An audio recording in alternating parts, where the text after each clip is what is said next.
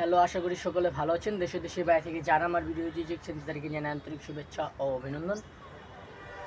তো আজকে আমি আপনাদের যেটা দেখাবো সেটা হলো আমার এই যে ছাদ বাগানের মরিচ গাছ।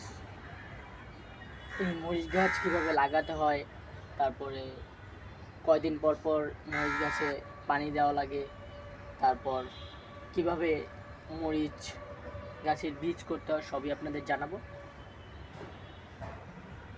তবে এগুলো বিস্তারিত জানার আগে আপনাদের মরিচ গাছটাকে ঠিকভাবে দেখিয়ে নিই। এটাই হলো মরিচ গাছ। এই মরিচ গাছটার বয়স হবে মোটামুটি এক দেড় মাসের মতো। আর এই মরিচ গাছটা আপনারা কিভাবে লাগাবেন সেটা আপনাদের বলবো একটু পরে। দেখুন, মরিচ গাছে অনেকগুলো মরিচের ফুল এসেছে। এই ফুল থেকেই পরবর্তীতে মরিচ হয়।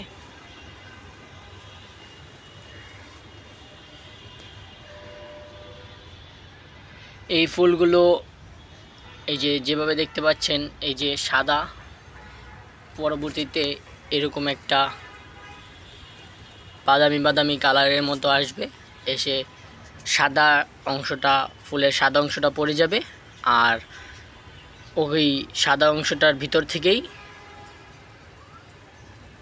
এই ভিতর থেকে পরে হবে মরিচ।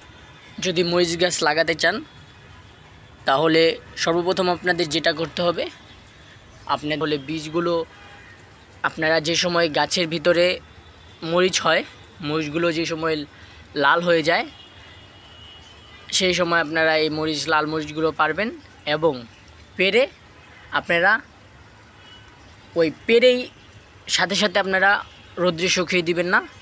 একদিন আপনার কোনো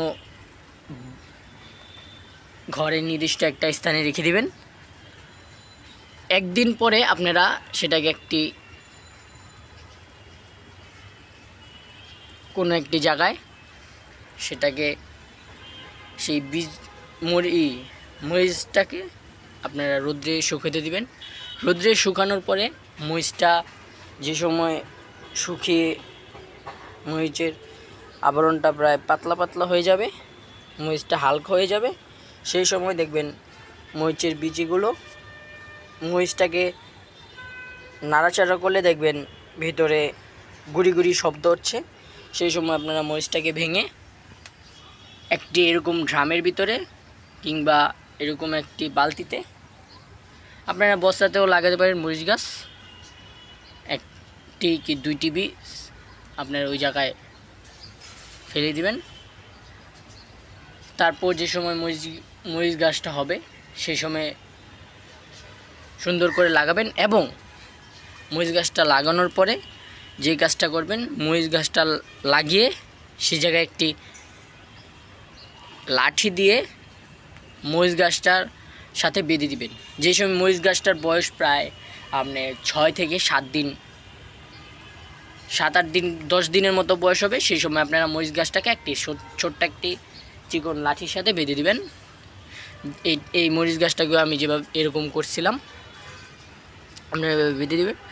বেঁধে দেওয়ার পরবর্তীতে আপনারা এটার ভিতরে যে গোবর, শুকনো গোবর আপনারা যদি আপনাদের কাছে থাকে, কিংবা আপনারা চা খাওয়ার পরবর্তীতে যেই চা পাতি অবশিষ্ট থাকে সেই চা পাতিটা আপনারা এই গাছের গোড়ায় দিয়ে দিবেন। তাহলে দেখবেন মরিচ গাছ, অন্য সবজি গাছেও দিতে পারেন, মরিচ গাছ অনেক ভালো থাকে। সব গাছেই দেওয়া যায়, তবে মরিচ গাছে আমি দিয়েছিলাম। আর এমনিতে যেই শুকনো শাকসবজির ছোলাগুলো থাকে সেগুলো দিতে পারেন, যেটা পরবর্তীতে জৈব সারে পরিণত হয়। আপনারা এভাবেই মরিচ গাছ লাগাবেন। তারপর দেখবেন এক মাস পরে দেখবেন মরিচ দেবে। এটার মধ্যে আমি এইবার যদি মরিচ হয় তাহলে আমি এই গাছটার ভিতরে 2 বার মরিচ পাবো, 2 বার।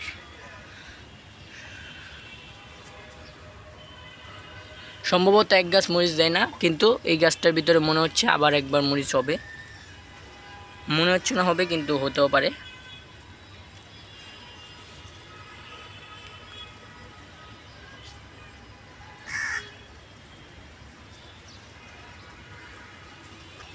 এভাবে আপনারা মরিচ গাছ লাগবেন। তবে এই ছিল ভিডিও, সামনের কোনো ভিডিওতে দেখা হবে নেক্সট কোনো বিষয় নিয়ে, নেক্সট কোনো টপিক নিয়ে। বাই।